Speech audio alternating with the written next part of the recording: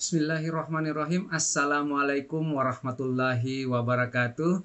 Selamat pagi Sobat Indonesia Melek Pajak dimanapun Anda berada. Jumpa lagi dengan saya Amran di sini di channel Indonesia Melek Pajak. Ya, jadi channel ini bertujuan untuk memberikan edukasi mengenai perpajakan dan akuntansi agar ke depan kita semua warga Indonesia bisa lebih melek pajak. Ya, nah teman-teman. Nah, dalam beberapa pertemuan saya dengan klien gitu ya, ternyata masih banyak sekali para pemilik bisnis itu yang melakukan transaksi keuangan yang mencampur adukan antara rekening pribadi dengan rekening perusahaan gitu ya. Jadi uang masuk, uang keluar itu bisa terjadi di rekening pribadi padahal itu adalah harusnya transaksi perusahaan, ataupun sebaliknya rekening perusahaan ternyata titip uang pribadi gitu ya.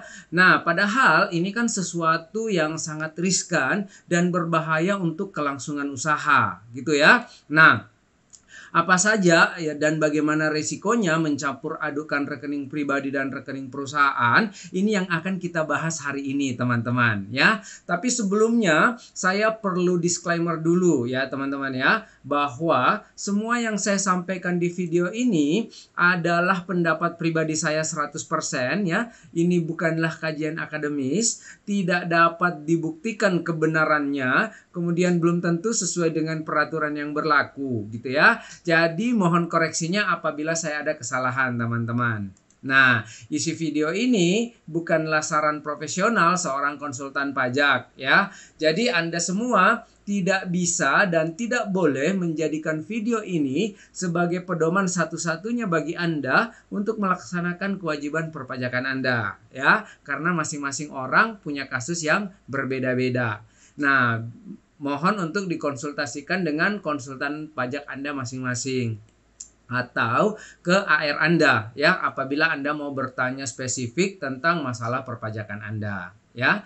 Nah, untuk teman-teman yang mau bertanya secara langsung ya, ini boleh ikuti live Instagram Indonesia Melek Pajak setiap hari Selasa jam 7 malam waktu Indonesia bagian barat gitu ya. Dan bagi teman-teman yang mau berdiskusi khusus dengan saya, bisa menghubungi saya di www.lembagabantuanpajak.com ya, di www.lembagabantuanpajak.com ya, nomor member A03 di sana ya. Jadi boleh klik langsung linknya ya.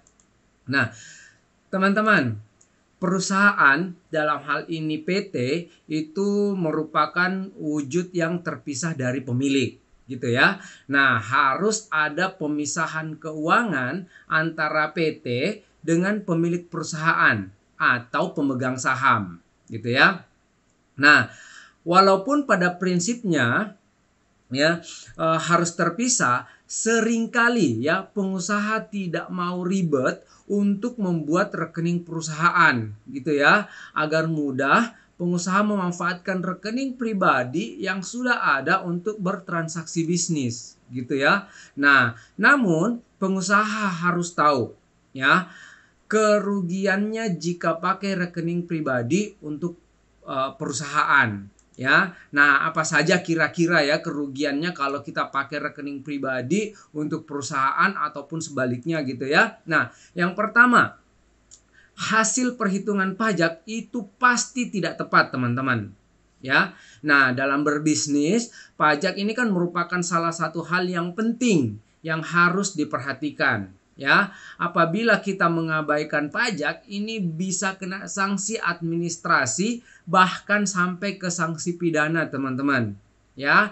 Maka sebagai perusahaan yang baik haruslah taat pajak gitu ya. Namun jika masih menggunakan rekening pribadi, ini ada potensi membuat laporan keuangan kita menjadi tidak tepat teman-teman ya. Akibatnya apa? Akibatnya laporan pajak pun itu pasti tidak sesuai ya, bisa tidak sesuai gitu ya, bisa kurang bayar ataupun lebih bayar gitu ya. Nah, selain itu juga akan kerepotan menghitung arus keuangan pribadi karena rekening dan keuangannya sama sekali tidak terpisah ya. Nah, karena perhitungan pajak ini melihat pendapatan yang ada, maka pemasukan pribadi juga dihitung sebagai laba, ya. Nah, sehingga hasil perhitungan pajak bisa lebih besar dari transaksi perusahaan yang sesungguhnya, gitu ya. Nah, dalam banyak kasus yang terjadi, petugas pajak ini akan menjadikan rekening bank itu sebagai acuan dalam menghitung kewajiban perpajakan wajib pajak, teman-teman, ya. Jadi ketika rekening bank dicampur aduk, maka dampaknya bisa ke wajib pajak badan dan wajib pajak orang pribadi pemilik usaha tersebut, gitu ya. Nah, ini tentu sangat memusingkan sekali, gitu ya, dan risiko untuk menjadi temuan, menjadi pemeriksaan itu sangat besar sekali, teman-teman, ya. Nah, itu risiko yang pertama. Nah, risiko yang kedua, ini bisa jadi potensi diduga transaksi keuangan yang mencurigakan, gitu ya. Jadi perusahaan prinsipnya memiliki kekayaan yang terpisah dengan kekayaan pemilik perusahaan, ya, atau pemegang sahamnya, gitu ya. Nah, penggunaan rekening pribadi untuk transaksi perusahaan ini bisa saja dinilai tidak lazim, gitu ya. Nah, PPATK beberapa kali pernah menemukan modus penyembunyian transaksi atau omset perusahaan ini melalui rekening pribadi dan tidak dilaporkan melalui melalui SPT tahunan. Ya, jadi kalau ada transaksi perusahaan melalui rekening pribadi itu berpotensi diindikasi sebagai transaksi keuangan yang mencurigakan, teman-teman. Ya, dan ini juga sangat-sangat riskan dan sangat berbahaya, gitu ya. Nah, yang ketiga, ada potensi penggelapan dana dari perusahaan, gitu ya.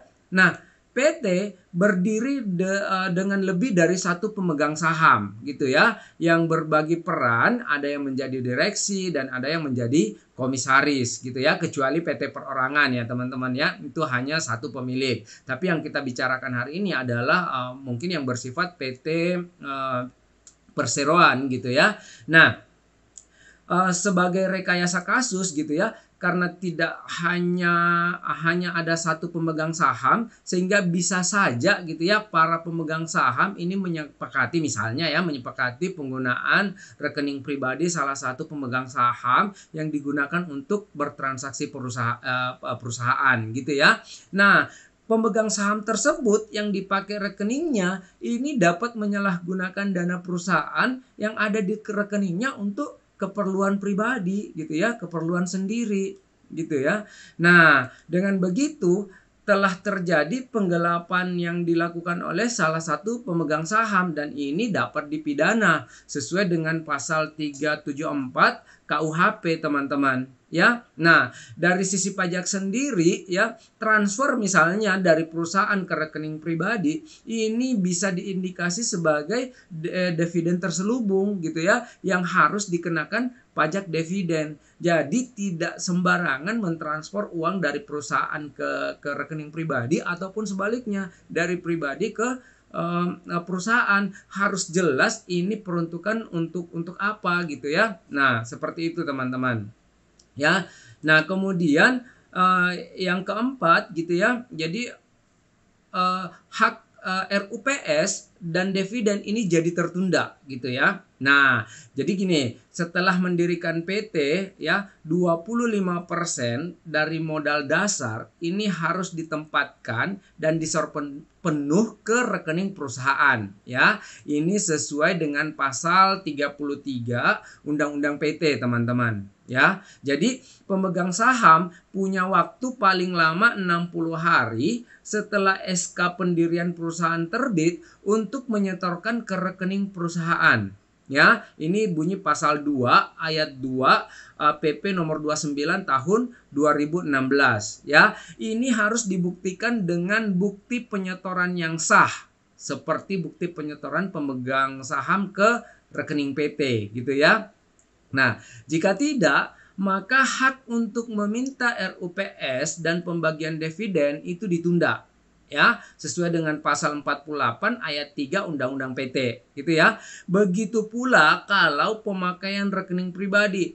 tentu hak RUPS dan dividen para pemegang saham jadi tertunda karena tidak ada rekening perusahaan. Ya, itu dampaknya teman-teman. Ya, itu kerugiannya. Nah, yang berikutnya adalah perencanaan keuangan menjadi tidak baik. Ya, nah karena pakai rekening pribadi ini kan pasti bercampur juga dengan keuangan pribadi, gitu ya. Nah, bisa jadi yang sebenarnya uang perusahaan tidak sengaja terpakai untuk kebutuhan pribadi juga, ya, karena tidak sadar akhirnya keuangan tidak terkontrol dan habis begitu saja, gitu ya. Nah, ini banyak sekali kejadian seperti ini teman-teman, ya.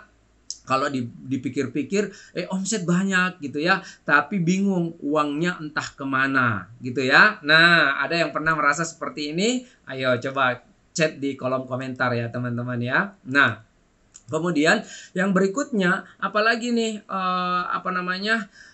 kerugiannya kalau mencampur adukan rekening, yaitu sulit mengambil keputusan bisnis teman-teman.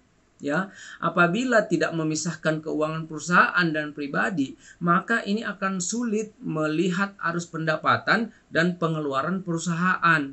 Ya, maka sulit pula untuk melihat seberapa besar kapasitas perusahaan terkini dari sisi keuangan.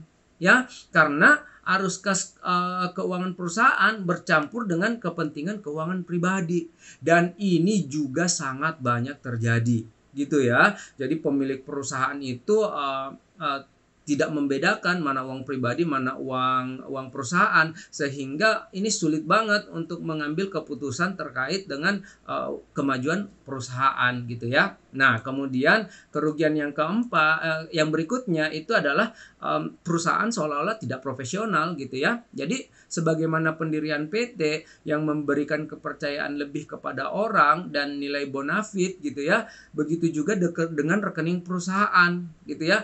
Dengan memiliki rekening perusahaan, rekan bisnis pasti akan menilai perusahaan lebih terpercaya teman-teman ya, dan lebih transparan. Orang akan lebih yakin untuk melakukan transaksi ketika kita menggunakan rekening perusahaan gitu ya. Nah, terlebih nama pada rekening itu kan bukan atas nama pribadi tapi atas nama perusahaan ya. Jadi itu beberapa kerugian ketika kita mencampur aduk antara rekening pribadi dengan rekening perusahaan ya. Nah, setelah menonton video ini teman-teman ya, Anda sebagai pemilik perusahaan ya, pemilik PT ataupun CV juga bisa gitu ya, harus paham pentingnya menggunakan rekening perusahaan ya, dan tidak mencampur aduk rekening dengan rekening pribadi gitu ya. Nah, keduanya ini harus punya batasan yang tegas dan jelas agar terhindar dari kerugian seperti yang sudah saya jelaskan tadi teman-teman. Ya, itu saja dari saya teman-teman ya. Jika ada yang mau tanya jawab seputaran perpajakan secara langsung ya, boleh ikuti live Instagram Indonesia Melek Pajak setiap hari Selasa jam 7 malam waktu Indonesia Barat ya. Dan bagi teman-teman yang mau berdiskusi khusus dengan saya ya, bisa buka websitenya ya di www.lembagabantuanpajak.com ya, di www.lembagabantuanpajak.com, nomor trainer A03 ya. Terima kasih semuanya teman-teman, semoga bermanfaat. Sampai jumpa. Wassalamualaikum warahmatullahi wabarakatuh.